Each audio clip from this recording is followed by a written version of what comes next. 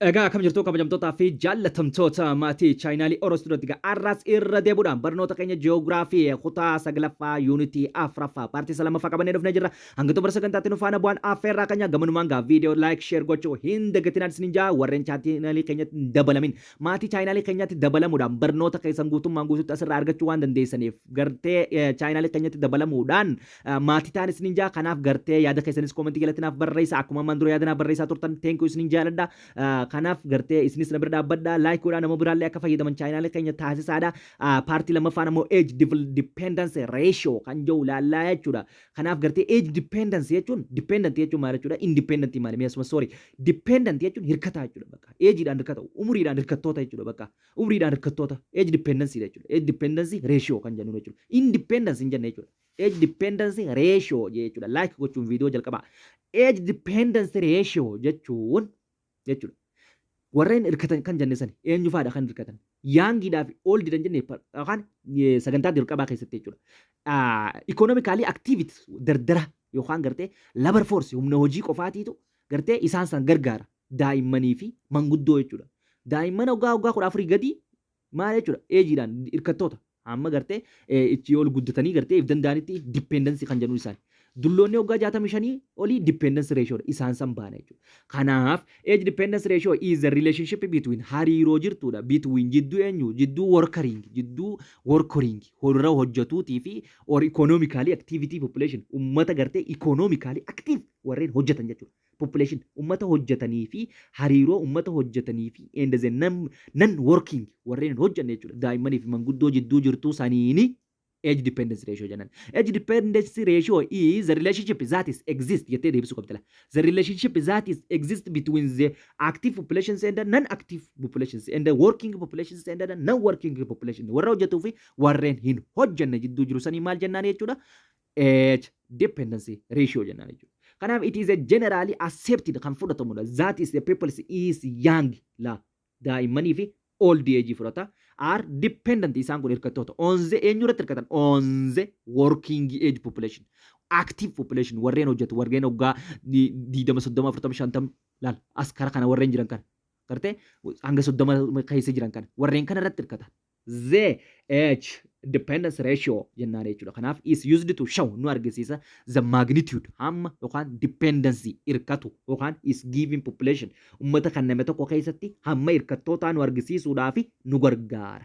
This means kana jechuun that is the dependency burden is represented by the working populations in the young and the old groups jennaanii jechuudha. On the working age populations can be showed by the age dependency ratio jennaan jechuudha. This means kana jechuun dependency burdens warreen gartee daangaa hirkattootaa keessa jiran sun represented bakka bu'u by the non-worker warreen hojjanne bakka bu'u warreen gartee dependency ta'u sun warreen hin hojjanne warreen hojjechuu hin dandeenye populations in young daa'immanii fi old age groupidha bakka bu'a warreen manguddoo ta'an on the working age gartee working age on the eenyu irratti hirkatan isaan working age irratti hirkatan can be showed by the age dependence ratio ta'etu haala kana nu argisiisaa jechuudha. Haala warreen dalaguu hin dandeenye warra dalaguu danda'u yookaan economically activity irratti hirkatan san nu argisiisaa jechuudha. The formula of the calculating of the age dependence ratio kan walitti daanuun bar formulaan kaarma gadii kana jechuudha. Warruma gartee dalaguu hin dandeenye san daa'immanii fi dulloota walii daaneetuma gartee warra dalaguu hin danda'u firra jechuudha. Warri dandala kanaafuu maal jennaan jechuudha. Ka gubbarraa kun maal jechuudha? Percentage of populations zero daanga 14 kan jiru kun maali daa'immani. Akkasumatti daa'imman itti da'uu manguddoodha. Manguddoo 65 olii. Hiruu warreen economically activity dha waggaa 15 warra haggaa 64 jidduu jiru walitti daan jechuudha. Waggaa 15 fi waggaa 60 jidduu 4 jidduu jechuudha economically activities or independent population kan jennu sana jechuudha. Or working jettaan karaa biraatiin yookaan economically activities jechuu ni dandeessa. Working population jechuu ni dandeessa yookaan gartee independent population jechuu ni dandeessa yookaan gartee warra if danda'e jechuudha kun bakka. Kanaaf warra if hin danda'in lama walii daateetuma warra if danda'eef hirte jechuudha bakka. Warra if hin danda'in lachuu walii daateetuma warra if danda'eef hirtaa jechuudha. Kana jechuudha hanganuma jechuudha wama salphaatan jechuudha. Kanaaf example kanarra nu kaa'ee jira jechuudha. Example kanarra nu kaa'ee jira. Suppose Z jechuun Itoophiyaa jennuma. Z suppose country haa taatu je Z Itoophiyaadha. Ethiopia has total populations of Z nama Itoophiyaa jenne. Kanaaf Ethiopia has total populations baay'inni lakkoofsatii isiidha. Mee haa jennu fakkeenyaaf 65 miliyoona. parsantii meeqa jechuudha? Parsantii 40 jechuudha. Total population ammoo lakkoofsi baay'ina uummata waliigalaa meeqa jechuudha? 26 million yookaan gartee population 26 millions children aged. Children aged 0.4 warreen jiran. Akkasumatti the population productive humniti oomishaa ammoo meeqa jechuudha? 15 hanga 64 warreen jiran parsantii 50 haa jennu. Of the total populations is 32 and point lakkoofsi warri gartee 5 yaa ta'an jechuudha. Kanaaf old age groupidha. Kanaafuu gartee 10% this kanaa jennu amma fakkeenyaaf wanni farachuu dandeessu ati sammaa sirraa miliyoona 65 parsantii 40 total population kan jennuun kun jechuudha. Kanaaf age dependence ilaallata. Gartee warra hirkatuu danda'uu fi warra hirkattoota ilaallata. Amma age dependence daa'immanii fi dulloota ilaallata. Daa'immanii fi dulloota walii daatee tuma kaanii firta. Daa'imman asirra meeqa nuu kanneen miliyoona 26 children aged nuun jedhe. Population 26 million children age parsantii 0 hanga 14 warra jiran miliyoona 26. Aya qabadhu. Akkasumatti ammaas eenyu qabatta? Warreen hirkatu laalta ammaas. Age groupii gartee kan dependency ta'e. Old warreen jiruu fi young warreen jiru jechuudha. Age group is totally populations is productivity kan jiru kun oomisha jechuudha. Activity jechuudha. Productivity na oomishaami. Activity na isaan kun ammoo warreef dandeessan jechuudha. Kanaafuu 15 hanga 64 kan jiru parsantii 50 nama meeqa? Namoota gartee miliyoona 32 fi tuqaa 5 isaan kana firuu deemta. Kanaafuu ati eenyu fudhatta jechuudha amma above 10% kajoo kana qaxumurra jiru kana maal isaan kun jechuudha it is old age group jeemiti namoota 65 and above jeemi 65 above asii ol jechuudha. Kanaaf 65 miliyoona kan jiru kana isa kana fuuteetuma amma akkam goote seete 6.5 jettaan sorry 6.5 miliyoona 6.5 miti. Kanaafuu 0 meeqaa boodaan dhufuu qaba miliyoona 6.5 miliyoona 0 meeqa duubaan fiddeetti daata takka tokkodhaan ni baafta jechuudha achi booda takka poointiin tokko zeeroon takka maali poointii tana baaftii miti achi booda tuu walisii dhufti. Kanaafuu gartee meeqa ta'a jechuudha munoo akka asirratti daamee jiru kanarratti akkana lafa kaamaa jechuudha. Kanaafuu 26 gartee asirra nu kaa'e miti miliyoonota 0.26 boodaan kaa'atte. Kanaafuu isaan lama walii daata miliyoona 26 fi miliyoona 65 gartee waliin ni daata. Eega walitti daate booda hiruu meeqa jettaan jechuudha. Warreen hojjechuu danda'u productivity yookaan activity yookaan independent kan jennu san working kan jennu saniif hirtaa jechuudha. Meeqaan baay'iftee asitti dhibbaan time gootaa jechuudha. Kanaaf dhibbi gartee waliif hogguu irra kan agartee heera seera gartee multiplication gartee fi akkasumatti gartee wanta kana baratanii jirtan warra hir'isuu walitti da'uu kana guutummaatti salphaa waan ta'eef gartee akkaataa isinitti walitti idaatanii bichaadha kan isin garsiisu jechuudha. Kanaaf gartee zeeroon tun lamaan dhibba lamaan tun tajaajila tanaaf akkatti hirtee waliin balleessitee karraa siyaaf gartee meeqa gaa jechuudha dhibbarra dhibbaa waliif hirtee meeqa ta'a waan akkas ta'a jechuudha. Kanaaf gartee haaluma kanaan wantuma salphaa kana gartee tiyooriin siigallaan shalaggiin sin dibdu waan taateef akkana siigaluu qabdi jechuudha. Kanaaf warra hirkatu san fuutee walii daata jara lamaan warra namarra nyaatu kana isaan kana fuuteetuma warra isaan nyaatu jiran san gartee kan humna isaanii fixan san ifirta. Kanaaf age dependence ratio jechuun maal jechuudha? The relationship that is exist between the independent and the dependent ratio.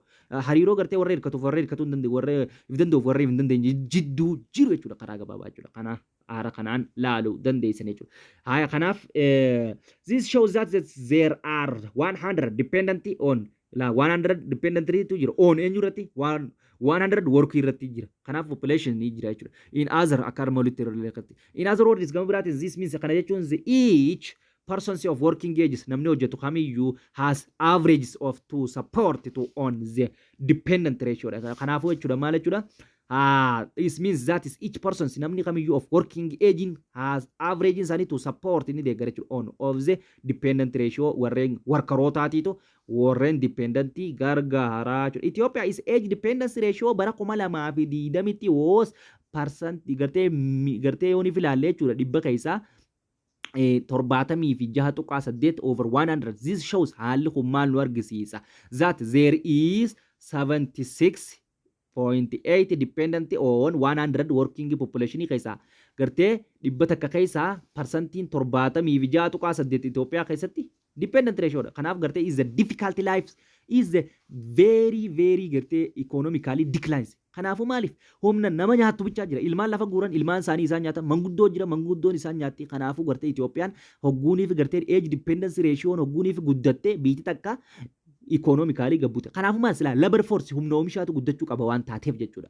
Kanaaf a high dependency ratio of Ethiopia indicates that is the economically active populations and the overall economically face on the great border support and proved the social service needed by the children, by the elders persons who are often economically dependent. Kana jechuun high dependence ratio qabaachuun bar warreen namarratti hirkatu qabaachuun Itoophiyaadhaa kun is indicated nu argisiisa economically Itoophiyaan tun active population isiidhaa warreen humna isaaniitiin hojjetan overall economic phases is greatly burdened gartee dhiibbaa guddaatu irra geeffamu jira that support and proof godhuudhaaf deeggaruudhaaf eenyu social service needed to by children daa'immanii fi gartee manguddoo gargaaruudhaaf Itoophiyaa keessatti gartee warreen gartee humna hojii hojjechuu danda'an sun miidhaa guddaa jira jiranii jechuudha. Kanatti aansee lammaffaarra kan jiru jechuudha. Sorry inni lammaffaan isa kana kuno. Lammaffaan sex structure dha. Eejii finne sex structure dhaan akkamitti gartee component yookaan achi gadi sana jala jirra jechuudha. Zero kunis keenyutu component yookaan composition ummataati. Compositions of population jennee miti. Compositions of population keessaa maali? Age structure ilaalle finne. Baan ammoo sex structure itti aanaa jechuudha. Kanaaf sex structure is one of the basic demographic characteridha. Population idhaaf kunis barbaachisaadha gartee lakkoofsa baay'ina uummataatiif baay'ee barbaachisaadha. Sex structure is a very important baay'ee barbaachisummaa guddaa qaba. Sex structure demographic analysis godhuudhaaf xiinxaluudhaaf because it is proved mirkaneessuudhaaf useful information gaarii nu kennuudhaaf about the productivity waa'ee oomisha irratti waa'ee potential yookaan hammamtaa oomisha irratti human resource irratti qabeenya yookaan humna ilma namaa jechuudha. Human resource jechuun rubber force jechuudha yookaan gartee humna oomisha irratti baay'ee information guddaa nu kennuudhaaf sex structurein kun nu barbaachisaa jedhe. Haala gartee sex structure jechuun is refers to the ratio yookaan hammamtaa kunis maal jenne kun ratio of between dependent and independent ratio dha jenne immoo age kun ammoo ratio eenyuti hiramaa eenyuti jechuudha of the male populations to female populations in different age groups gartee lakkoofsa male population dha kan gartee lakkoofsa males populations to female populations in different regions jechuudha. Kanaaf lakkoofsa gartee male dha lakkoofsa dhiiraa dhalaaf hiruu jechuudha bakka baay'isuu dhibbaa lakkoofsa dhiiraa hiruu dhalaa baay'isuu dhibbaa jechuudha bakka kanuma jechuudha. Maal inni sex ratio kanuma nu argisa jechuudha. The relationship is that exist female and female bakka hariiroo dhiiraaf dhalaa jidduu jirtu kun ammoo kadura maal harree fulaalee jechuudha. Eejiin hariiroo gartee warree hirkatuuf warree hirkanne jidduu jiru. Kanuma kunis kanuma jechuudha. Kanaaf isuma kana nu argisiisaa jechuudha. It is a usually yeroo mara it is a small expressed kan bakka as numbers of males per lakkoofsa gartee dhiiraa per 100 females keessa in populations keessatti jechuudha lakkoofsa harka dhibbata keessa jechuudha. Ratio greater than 100 shows as great numbers of cold and excess of males than female jenna yooniif ratioon jeebar ratio great yooniif ratioon asirraa harkan kun guddaate than 100 shows dhibbata karra yooniif guddaate a greater numbers lakkoofsi guddaan lakkoofsi irra caalu cold and excessive gartee tokko caale jira eenyu caal of males than female gartee maal dhiirti dhalaa caaltee jirti jechuudha. Yoonii fi reeshiyoon dhibbaa ol harkannu maaliif gartee dhiira dhalaadhaaf irraa miti gartee yoonii fi hagubbaa gartee laal hajalaa caale reeshiyoon asirraa harkannu. Kanaafuu lakkoofsi baay'ina uummataa eenyu guddaadha konseera maatisii keessatti waan gartee beekamaa ta'e jechuudha. Kanaaf yoonii fi caale jechuudha. Hammi lakkoofsi irra guddaadha kamtu irra guddaadha jechuudha gosan female excess gartee cold and excess ni caala of female lakkoofsi meelidha zaan female ni caala yoonii fi reeshiyoon dhibbaa ol ta'e jechuudha. Lakkoofsi dhiiraa kadhalaa ni caala. Sexes ratios can be effect godhuu danda'a. Marriage yookaan gartee marriage prosperity maal jechuudha. Marriage prosperity jechuun hamma marriage jechuun fuudhu jechuudha. Badhaadhina fuudhinsaa fuudha irratti dhiibbaa godhuu danda'a. Sex structurein labor force humna hojii irratti dhiibbaa godhuu danda'a. Participation humna hojiitti irratti hirmaatu participation jechuun hirmaachuudhaan humna hojii irratti hirmaatu irratti dhiibbaa godhuu danda'a. And other social and economic variables akkasumatti gartee wanta hawaasummaa kabiraatii fi economically biraa irratti dhiibbaa godhuu danda'a. The formula for calculating sex ratio daangoon kun formulaan kaarma gadii kanaa jechuudha. Sex ratio is equals to numbers of females and over numbers of males over numbers of females times 100. kanaan harkachuu dandeessanii jechuudha. Kanaaf according to this bara 1984 censusiin akka jetti census is one of the method that is yookaan gartee gathering information about population jennee miti gartee information yookaan lakkoofsa mala yookaan meetidii yookaan lakkoofsa baay'ina uummata lakkaa'uudhaaf nu barbaachisu keessaa riitaal yookaan gartee Vita registration of sample survey to rahafe inni kun isa tokko jennee miti inni kun akka jirutti bara 1984tti the sex ratio for the populations of Ethiopia sex ratio ummata Itoophiyaadha was the percentage 99 ija percentage 99 this is means kana jechuun there were about the 99 males dhiira 99 for every 100 female keessaa akka jirtu dhalaawwan dhibba takka keessaa akka jiran beekuu barbaachisaadha jechuudha. Bara 1994tti ammoo censusiin akka jirutti result showed that it is was 101 dhibba takka bira qotee jira amma 0 dhibba takkaaf 3 tuqaa dhibba takkaaf takka tuqaa 3 and bara 17tti yookaan bara 2007tti sorry bara 2007tti sex ratio was dhibba takkaaf takka tuqaa 9 akkasumatti bara 2020tti meeliin to females ratio in Ethiopia was dhiiraaf dhalaan yookaan Itoophiyaadha jechuudha. Dhiirtii yookaan dhiirtii dhalaa keessaa jechuudha. Estimated to 100 yookaan dhibba takkaa fi takka tuqaa lama akka ta'e yookaan person yookaan males per 100 female keessaa akka jiru lafa kaa'amee jira jechuudha. Kanaaf gartee ati wanni adda baafachuu qabdu miyaarreetu bara kana keessa bara kaa'amee osoo hin ta'in akkamitti gartee lakkoofsi baay'ina uummataa irratti yookaan gartee sex ratioon dhiibbaa godhuu danda'a. Akkamitti gartee dhiibbaa gochuu ni danda'a. Haaya oggoonii fira gartee lakkoofsi baay'ina uummataa gartee reeshoon isaa dhibbaa ol ta'e maal jechuu ni dandeenya. Waan joobicha adda baafachuu qabda jechuudha as keessatti jechuudha. Kanaaf questionii as keessa jirtus dalagaa deemuu qabdanii jechuudha. Waanuma kitaabarra jiru waan ta'eef jechuudha. Kanaaf populations distribution kan jiru yookaan faca'insa lakkoofsa baay'ina uummataa jechuudha. Lakkoofsa distributionii isaanii faca'insa isaanii jechuudha. Kan akkamiin laalla populations distributions refers to faca'insi lakkoofsa uummataa wanni nu agarsiisu. That way is how to populations is spread out over a given area of any size from a small area to the earth's whole. Akkamitti lakkoofsi baay'ina uummataa faca'ee jira. Laal.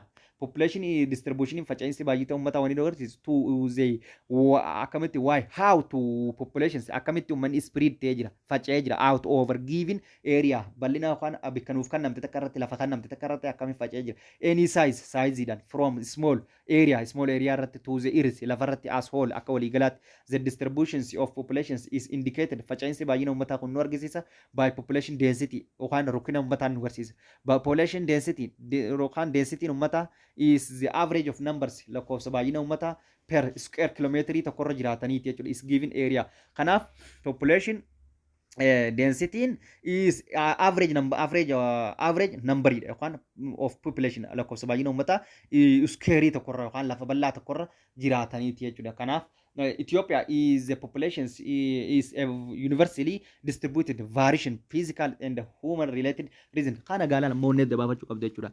Yookaan jechuudha population distribution is depend in the factors that is affect jennaan yookaan faktoroota yookaan gartee wantoota dhiibbaa godhuu danda'an faca'insa baay'ina uummata irratti uumanii fi fiizikaalii jira. Akkaataa uumamaatu godhuu danda'a. Akkaataa uumamaa guunuuf jennu hongeen, roobni, haalli qilleensaa akkasumatti gartee haalli teessuma lafaa is a very yookaan gartee influence number of population. Gartee kanaaf dhiibbaa godhuu danda'a. Bikka hongeen jirtu uummanni hin jiraatan. Bikka gartee roobni hanqinni roobaa jiru. Kanaafuu very difficult. Fiizikaalii hogguu jennee haala kanaan ilaaluu qabna. Huuman hogguuniif jennee haala ilma namaa irratti hogguuniif hundi dhiibbaawwan ilmi namaa gartee baay'ina lakkoofsa uummataa irra gochuu danda'u kan jedhu sanii jechuudha. Kanaafuu wantoonni lamaan kunis dhiibbaa akka godhan beekuu qabdi. Physically yookaan gartee humans yogguun jiru. Akkasumatti in the nations peoples lives in mostly areas within the gartee agreeable life conditions such as the moderate climate and the adequate supplies waters goods vegetations covers fertiles and the soils and the absence of the disease causes and the insect yala kana jechuun maal jechuudha. Nation takka keessatti yogguun ilaalu peoples live ni jiraata mostly area bikka tam jiraata agreeable life bikka walii galuun jechuudha. Life condition idaan. Life condition jechuun haala jireenyaa bikka uummataa walii galu jechuudha. Such as the moderate climate. Moderate jechuun haala qilleensa jiddu galeessa ta'e. Adequate supplies water bikka bishaan gahaa qabu. Good vegetation bikka biqiltoonni gahaan jiran cover godhanii jiran. Fertile soil biyyee gabbattuun bikka jirtu. And the absence of this disease bikka dhukkubni hin jirre. the cause yookaan gartee causing the insect bika ilbisoonni garagaraa hin jirre kanneen akka busee kanneen akka bookee busaa kanneen hin jirre bika kanaafuu fiizikaalii ogguun ilaalle kanaa jechuudha. Kanaafuu gartee distribuushinii uummataa irratti fiizikaaliin haalli uumamaatis dhiibbaa ni godha. For such as the preference, most of the population is found is concentrated in the highland irra jiraata. Lafa fakkeenyaaf baay'ina uummataa ogguun ilaalle Itoophiyaa keessatti highland irra jiraatan lafawwan ol ka'aa irratti maaliif lafawwan ol ka'aa ogguuniif jenne is in the plateau of the country plateau irra jiraatan Itoophiyaa keessatti. Those is a place is have the country is a most favorably baay'ee jaalatamtuudha. Most favorably naturally nafti ol ka'an sun condition haala uumamaatiin haala baay'ee bareedu settlement qubsumaaf baay'ee bareedu crops cultivate oomisha cultivate godhuudhaaf crops midhaan adda addaa cultivate godhuudhaaf oomishaaf baay'ee barbaachisaadha. Therefore kanaaf those areas have attracted baay'ee nama hawwata kanaaf nama hawwata kanaaf denser populationiin zaan eessa jiraata lowland irra highland irratti jiraata jechuudha. Lowlandiin lafa gad bu'aa jechuudha. Low land jechuun lafaami lafa gad bu'aa. High ol kaadhaami lawa highland jechuun lafa ol aanaa jechuudha.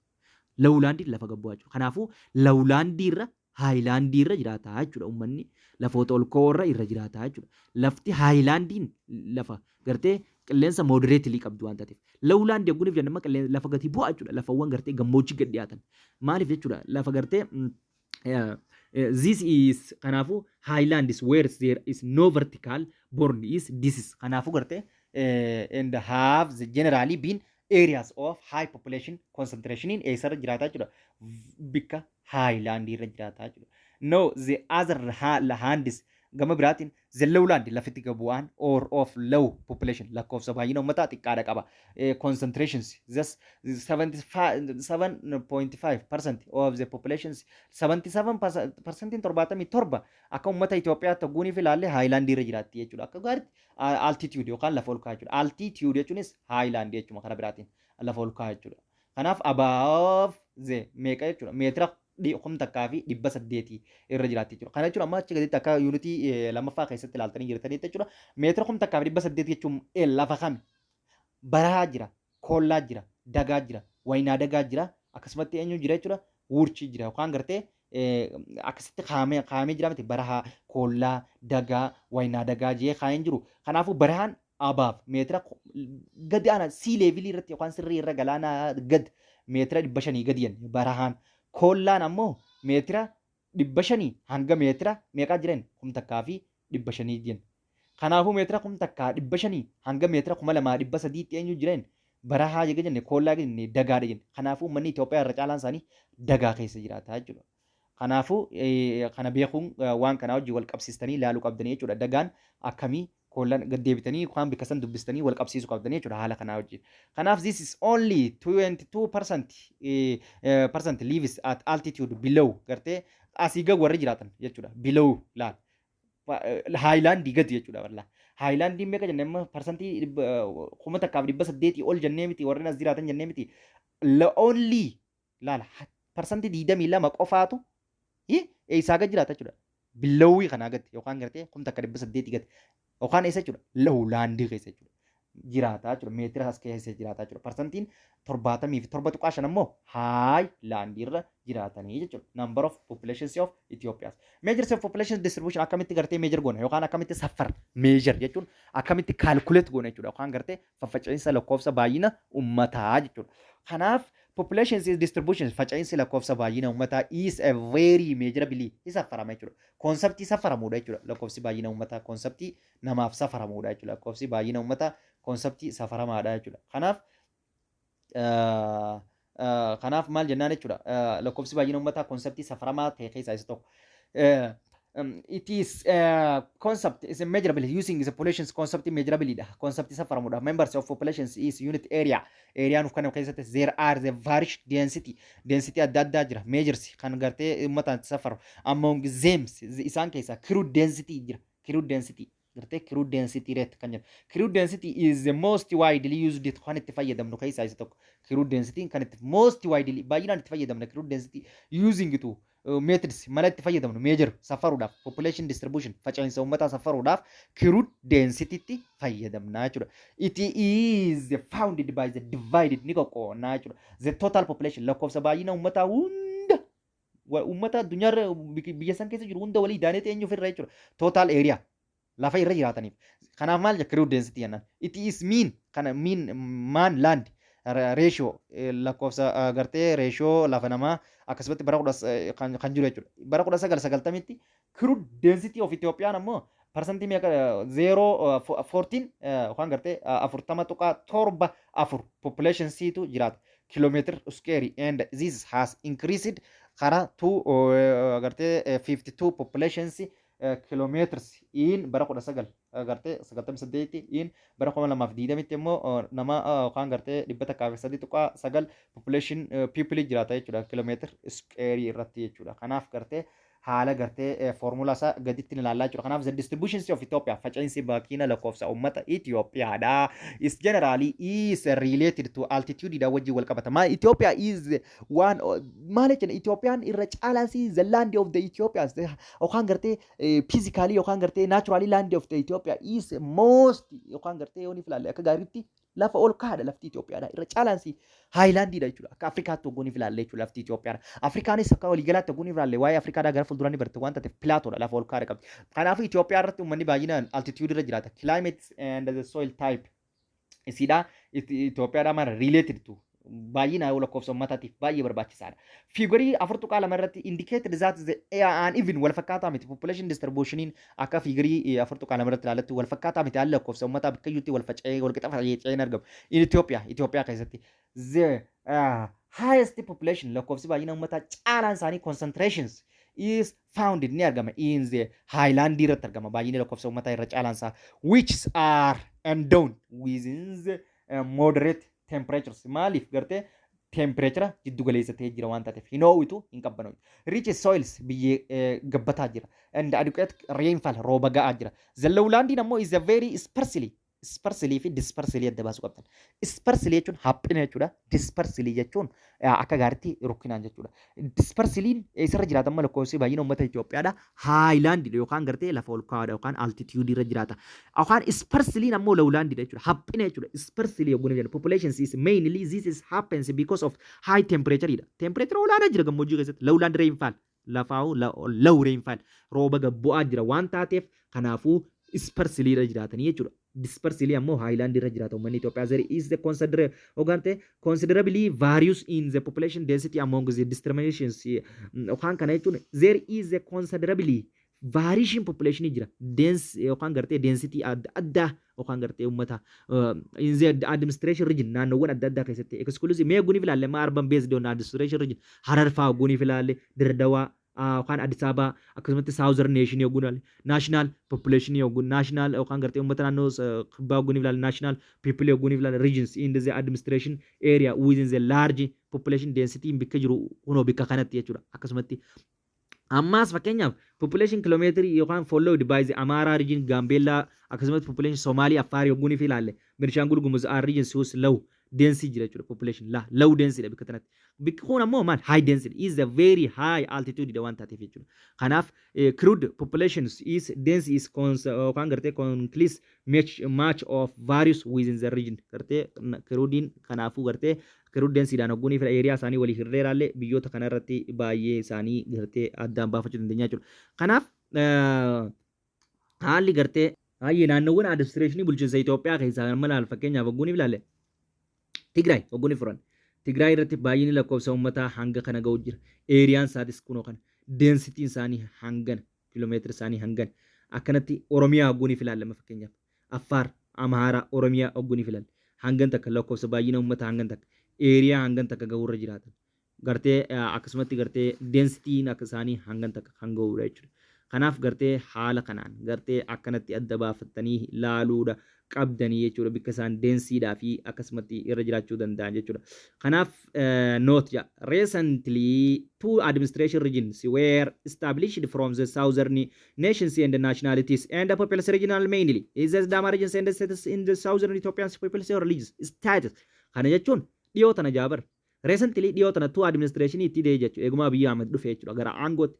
biyyoota naannoo lamaatti itti daame regions were established dhaabbate for southern nation daafi akka southern nations nationality daafi peoples and region namely and Sidama region tajannutu itti daame naannoo ta'ee jechuudha. Kanaafuu Itoophiyaan naannoowwan kudha takka akka qabdu duraan lamatti dee'uudhaan tanuma asirratti himuu barbaade jechuudha. Kanaaf when populations is dense area considerably the term of zone the variation populations is density of Ethiopia is generally greater than the difference among the regions. Kanaafuu population density is considerably in the term of zone irratti hundaa'e jechuudha. Bikka isaan jiraatan san zoonii jechuun naannoo isaanii saniitu isaan dhiibbaa irra godhuu danda'a jechuudha. Naannoo gartee haala uummataatiif bijjooytu moo bijjooytu miti jechuudha. Is dense Ethiopians generally great differentiation haala saniin qabaachuu danda'anii jechuudha garaagarummaa. Some of zooniin tokko tokko with a very high density dha. Baay'ee irra guddatanii jiraatan. Gondar faan Geediyoon faan Kambaataan faan Guraageen faan Walaayitaan faan Hadiyyaan faan is a very important is natural resource is very dominated in this region. Kanaafuu maal naannoo south western Ethiopia tan jennu tana jechuudha. Naannoo baay'ee barbaachistuu taate dhaabar naannoon tun. Naannoo is a very dominance of the natural resource dhaan badhaatu tan taate jechuudha. Naannoowwan kana jechuudha hanga ammaatti oomishaawwan isaan namni ga'u hin jiru jechuudha. Naannoowwan kanatti muuza wantoota adda addaa every vegetations or every natural resources exist in this region. Naannoo kanatti waan hundaa jira. Kanaafuu naannoon tun akka Itoophiyaatti bakka tana where density jechuudha exceeded 300 persons per kilomeetrii takkarratti namoota 300 jiraachuu danda'a jechuudha. Per kilomeetrii per square kilomeetrii dha beekadhu. Kanaaf gartee baay'ee tan qabdudha jechuudha. On the other hand is gama biraatiin bar gartee peripheral zones such as Kambish and the Matakel have populations densely less than hangana garuu immoo asitti density of less than xiqqaadha jechuudha density isaanii 20 jiraata persons 1 kilomeetrii irratti baay'ee is a very gartee haala qilleensaa irratti haala roobaa irratti kan hunda hundaa'uudhaan akkasitti adda baasuu dandeenya jechuudha. Likewise of the population the density of lowland administrative units considered the various could still be great. Kanaafuu gartee garaagarummaa guddaa jira lakkoofsa gartee baay'ina uummataa density jiraachuu isaanii lafoota ol ka'uudhaa fi akkasumatti lafoota gartee gadi bu'aadhaa fi lafoota ol ka'uu jidduutti kan jiru jechuudha. For instance Wangoo, Daamot, Galee, Atlaa, Adetaa, Waadoo, Yirga, Chief, Deera, Kaacha, Biira, Angecha, and Zodo Ziru akkasumatti biyyoota kunneen Shebeedinoo, Endaze, Kedida Gambela have crude density of exceeded ni caalan jechuudha. Percent 500 kilomeetira baay'ee olaanaa jiraata jechuudha. 1 square kilomeetrii irra jechuudha. Kanaaf while warada within the extremely low waradaan faan less than nama 10 maali 1 square kilomeetrii irra per 1 square kilomeetrii irra jechuudha. Including Guba, Waradaa faa, Benishangul Gumus regions. Kanaafuu Dola, Warada, Somali regions is Gog, Warada akkasumatti Gambela regions is a very low population bikka irra jiraatan jechuudha. Kanaafuu therefore it could be generalized that the lower the administrative units generates the various populations density that's asirratti gartee therefore could be generalized goone jirte jechuudha. Lower of the administration yookaan gartee bikkoota gartee baay'ina lakkoofsa uummataa waa xiqqoo qabanii fi guddaa qaban jechuudha. Kanaaf atas keessa wanni adda baafachuu qabdi Itoophiyaa keessatti lakkoofsa baay'ina uummataa irratti humanii endezila physically and humaniin akka dhiibbaa gochuu danda'u. Ilmi namaatii fi haalli teessuma isiitis akka dhiibbaa gochuu danda'u. As deebii kana gubbaadhaan gartee akkasumatti gartee naannoowwan Itoophiyaa keessatti haayilaandii yookaan altituudii irratti lakkoofsina baay'ina uummataa akka baay'inni ni jiraachuu danda'u. Adda baafachuu qabdaa jechuudha. Kanaaf factors affecting population distributions in Ethiopia yookaan gartee faktoroonni yookaan the factors that is affect maali wanti dhiibbaa godhaa jechuudha. Factor affect faktoroota dhiibbaa godha jechuudha. Population distribution faca'insa lakkoofsa baay'ina uummata Itoophiyaa irratti faktoroota dhiibbaa godhanii jira. Isaan sallaallaa jechuudha. Kanaaf this extreme gartee unevenness wal fakkaataa miti jechuudha. Result numbers of population factoring lakkoofsi baay'ina uummata Itoophiyaadhaa wal fakkaataa miti. Operates in the combinations wal fudhannaan isaanii factors can be grouped into the two physical and human. Laal gartee faktoroota sana mallee nu jala deemu jiran jechuudha. Physical and human. Haala uumamaatiin dhiibbaa irra ga'uu danda'a lakkoofsa baay'ina uummataatirra. Haala naachuraaliitiin dhiibbaa irra ga'uu danda'a jechuudha. Haala uumamaa yookaan haala ilma namaatiin dhiibbaa irra ga'uu danda'a. Fakkeenyaaf haala uumamaa ilaallu. The most significant physical factors affecting the distribution of populations in Ethiopia are the following. Yeah. Most significant wantoonni barbaachisoon ulaagaawwan barbaachisoon is faktoroonni yookaan affect godhuu danda'an the distributions haala faca'insa uummata Itoophiyaa irratti dhiibbaa gochuu danda'an are the following armaan gadi kaa'amanii jiran kilaayimeetiin dhiibbaa gochuu ni danda'a haala qilleensaa mainly rainfalls temperature roobni dhabamuu jiraachuu dhiibbaa uummata irra gochuu danda'a soil fertile gabbinni biyyeedha natural water supplies bishaan uumamaa relief structures is the different shape of the land kan jennu san jiru relief jechuun ol ka'iinsaa fi gadi bu'iinsa lafaa jechuudha haalli sun sloping and the altitude ol ka'iinsi lafaa dhiibbaa gochuu danda'a. Vegetation cover haalli biqiltuudhaan cover godhuudha naturalidha jechuudha. Isaan kun hundinuu haala uumamaa kan dhiibbaa gochuu danda'an dhiibbaa gochuu kan danda'an haala distribution factoroota yookaan dhiibbaa ilma namaa irratti gochuu kan danda'an faca'insa ilma namaa irratti jechuudha. Kanaaf Ethiopia's mostly is a physical factor qabdi.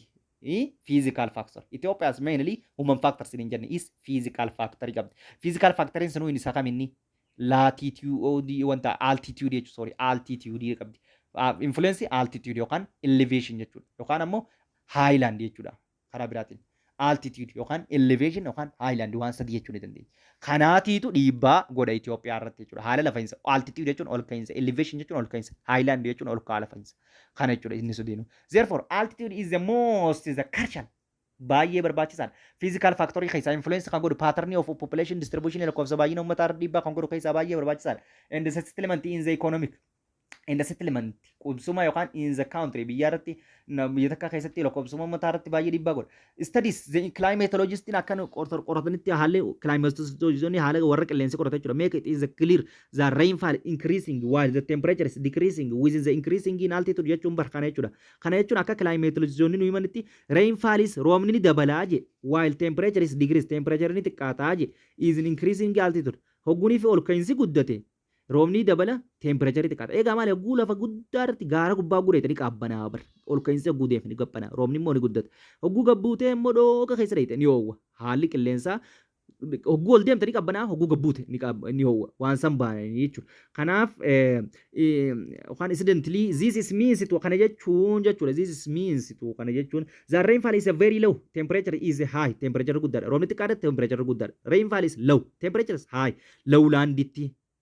Lafa gabboo irratti while rainfall is high roobni guddaadha temperature is moderately low temperature haala jiddu galeessa ta'een gabboo in highland irratti lafa ol ka'aa irratti jechuudha since soil formations the vegetation grows rate closely associated with the adequate rainfall kanaafu roobni fi haalli biqiltuu wal qabata kanaafu bikka roobni guddaan jirutti biqiltuun akka gaarii jirti waan ta'eef kanaafu namni qotatanii jiraachuudhaaf bikka roobni guddaan jiru fedhan kanaafu moderately temperature highland tends to have better soil vegetation coveridhaan gartee akkasumatti highlandiin laftee ol ka'an better soilidha biyyee fooyya'aadhaa fi biyyee barbaachisaadhaa fi biyyee gaarii fi akkasumatti laftee ol ka'an kun kanaaf vegetationiidhaan cover waan ta'ee jiruuf uummannichi jiraachuu barbaada.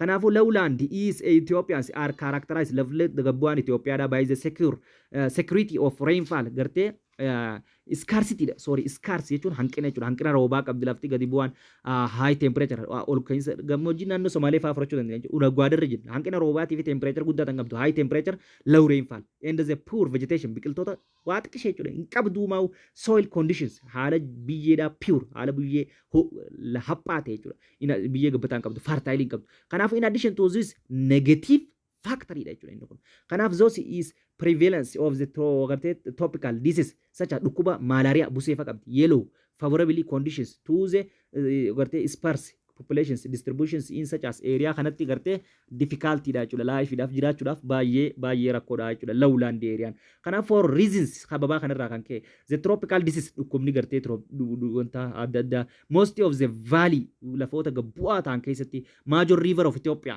gartee geewwan Itoophiyaa keessatti are also characterized by the sparsity populations concentration lakkoofsi baay'ina uummataa baay'ee xiqqaadha the main exceptions to this isa malee lowlandii gartee yookaan vaalii jechuun lafa gabbu'aadhaa miti lafa vaalii keessa lafa awaash malee awaash maali roobni jiruu miti awaash ammoo bishaanii jira waan taateef vaalii riiver awaash vaalii riiverii jira waan taateef Itoophiyaa keessatti ammoo bakka tana bicha jiraatan malee lafa kaan jiraatan where irrigeeshinii jira irrigation jechuun jallisii jechuudha agricultural jallisii qonna jallisii jira practice kanichitti hojjetamu the overall pattern difference from what can be seen as a pattern the world where the valley of major rivers are zones large concentrations of popper gartee kanaafuu gartee akkuma walii galaatti hogguun filaallee vaallii keessatti garuu namni jiraachuu hin danda'u garuu immoo bikka riivariin jiraatutti bikka galaanni jiraatutti bikka galaanni gurguddoon akka Awaash sun jiratu lafa gabbawaa karraas namni jiraachuu ni danda'a. However ta'ullee within the improvement in agricultural and medical technology jira. Ethiopia's low major rivers valley in Mate low major yookaan river valley illee waa xiqqoo ni qabdi jechuudha. Kanaaf the futures attract wanti nama hawwatan more populations from densely populated highland area irratti baay'inaan lakkoofsi uummataa jiraachuu danda'anii jechuudha. Kanaaf below akkasitti asirra kaametti jechuudha the relationship between the altitude and the population Ethiopia's gartee above 200,600 olitti parsantii hanganaa jira parsantii 5.8 jira ol ka'iinsa hanganaa olii jechuudha. Ammoo populationiin gartee eeriyaan 5.8 dha gartee eeriyaadhaan guulan populationiin 10.4 jira. Akkasumatti gartee reefuu isa jenne eessaa ol jiraatan jenne 18 jenne asii olitti baay'inaan jiraatan jechuudha. Lakkoofsi baay'ina uummataa gartee eessaa olitti jechuudha. Takkaa fi 800 olitti jechuudha. Takkaa fi 800 olitti jechuudha. 400 hanga 800 olitti la parsantii meeqaa jiraata la takka parsantii 67 parsantii 67 naannoowwan wayinaa dagaa fa'a naannoowwan gartee temperate region tan jennuun jechuudha. Waan kana gartee wal qabsiisuu qabdan jechuudha naannoowwan jiru wajjin. Kanaaf gartee haala kanaan gartee naannoowwan shanan tunasitti la takka 2 3 4 5 kan jennuun san jechuudha la. Asitti maal jechuudha barahaa koollaa dagaa wayinaa dagaa wurchi kan jennee deemnu san isaan san jechuudha. Isaan saniin akkanatti jiraanii kaa'anii jiran jechuudha. Kanaaf asirratti haala jiru kana adda baafachuun baay'ee murteessaadha jechuudha. Kanaaf maal jennaan jechuudha. From the table that above can understand hubachuu qabdi 77% tuqaash 77% of the population of Ethiopia live in jiraata area within the altitude above gartee 800 ol jiraatan and those areas conditions is only 37.6% of the total area of countries. The areas above which is makes to up gartee 65.7% of the total areas of Ethiopians support to yookaan gartee 89.0% of populations of country gartee akka jiraatan baay'ee beekuun barbaachisaadha jechuudha. However ta'ullee cautions could be made as there are several dissected areas within the highlands within the few or no people. Kanaafuu gartee wanni nuti beekuu qabnu gartee could be made as there as area several dissecting akka jiru kan area within the highlands within the few or no population bikka jirtus beekuun baay'ee barbaachisaadha jechuudha. Lafoota ol kaa'oo ta'an gartee highland within the few or no population gartee bikki hin qabnes ni jirti is very high bikki baay'ee ol kaa'aa ta'e is moderately yoo ta'in gartee eeriyaan gartee 3,600 ol faan maaliif baay'inni lakkoofsa uummataa hin jiru jechuudha. Maaliif is very difficult to the life temperature baay'ee xiqqaa waan ta'eef amma cabbiidha gubbaa gaarreen gurguddaa irratti akka uummanni hin jiraanne beekuu qabdanii jechuudha. Lowland areas characterized by the scarcity hanqina roobaa qaba.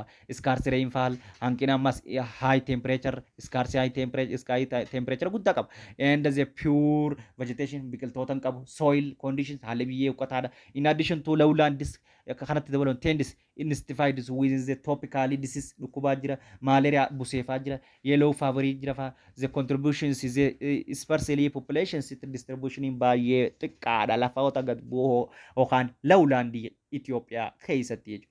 Kanatti aansuudhaan ammoo human factors that is gartee influence human populations gartee dhiibbaa ilmi namaa godhuu danda'u maalirree baay'ina lakkoofsa uummataa kan jiru sagantaatti aanu keessatti waliin ilaalla. Thank you isiniin jaalladha barattoota kiyya yaada keessan koomentii gala barreessaa maatii chaayinalii keenyaatti warreen hin dabalamanis chaayinalii keenyatti dabalamaa akka godhan taasisaa isiniin jaalladha. I love you.